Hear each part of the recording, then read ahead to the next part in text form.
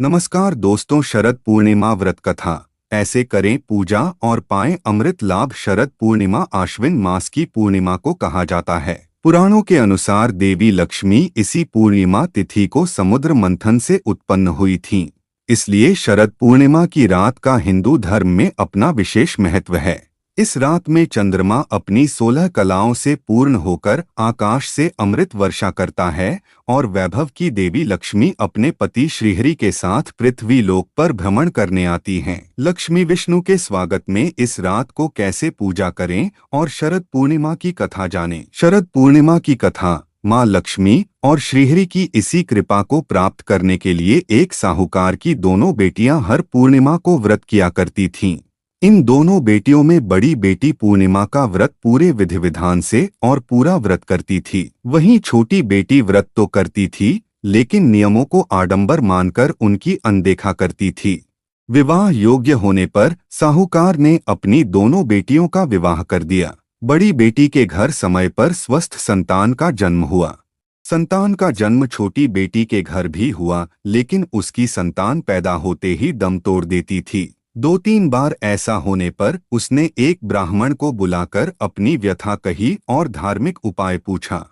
उसकी सारी बात सुनकर और कुछ प्रश्न पूछने के बाद ब्राह्मण ने उससे कहा कि तुम पूर्णिमा का अधूरा व्रत करती हो, इस कारण तुम्हारा व्रत फलित नहीं होता और तुम्हें अधूरे व्रत का दोष लगता है। ब्राह्मण की बात सुनकर छोटी बेटी ने पूर्णिमा व्रत पूरे विधि विधान से करने का निर्णय लिया, लेकिन पूर्णिमा आने से पहले ही उसने एक बेटे को जन्म दिया। जन्म लेते ही बेटे की मृत्यु हो गई।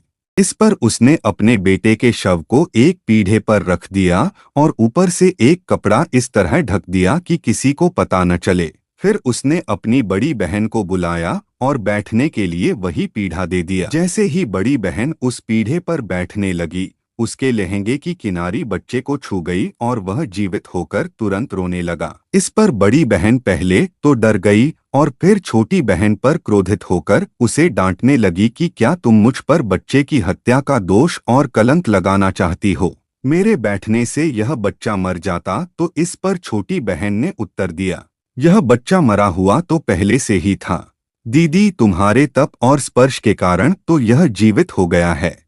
पूर्णिमा के दिन जो तुम व्रत और तप करती हो, उसके कारण तुम दिव्य तेज से परिपूर्ण और पवित्र हो गई हो। अब मैं भी तुम्हारी ही तरह व्रत और पूजन करूंगी। इसके बाद उसने पूर्णिमा व्रत विधि पूर्वक किया और इस व्रत के महत्व और फल का पूरे नगर में प्रचार किया। जिस प्रकार माँ लक्ष्मी और श्रीहरि ने साहूकार की बड़ी बेटी की कामना पूर्ण कर सौभाग्य प्रदान किया, वैसे ही हम पर भी कृपा करें। शरद पूर्णिमा पूजा विधि। सुबह स्नान के बाद घर के मंदिर की सफाई करें। ध्यान पूर्वक माता लक्ष्मी और श्रीहरि की पूजा करें। फिर गाय के दूध में चावल की खीर बनाकर रख लें। लक्ष्मी माता और भगवान विष्णु की पूजा करने के लिए लाल कपड़ा या पीला कपड़ा चौकी पर बिछाकर माता लक्ष्मी और भगवान विष्णु की प्रतिमा इस पर स्थापित करें। तांबे अथवा मिट्टी के कलश पर वस्त्र से ढकी हुई लक्ष्मी जी की स्वर्णमयी मूर्ति की स्थापना कर सकते हैं। भगवान की प्रतिमा के सामने घी का दीपक जलाएं, धूप करें। इसके बाद गंगाजल से स्नान कराकर अक्षत और रोली से तिलक लगाएं।